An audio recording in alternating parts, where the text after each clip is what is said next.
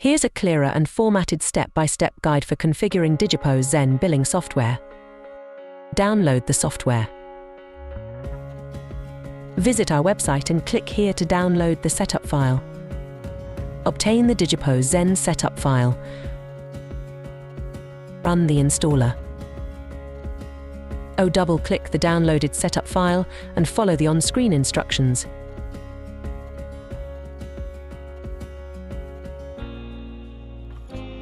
Choose an installation directory. It is recommended to avoid the C drive.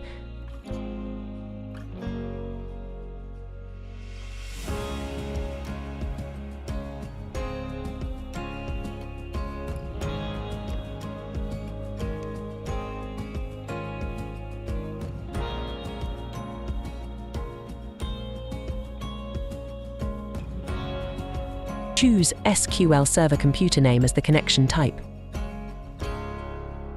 Use the default credentials provided for the first login. Navigate to Tools Company Settings, Create Company.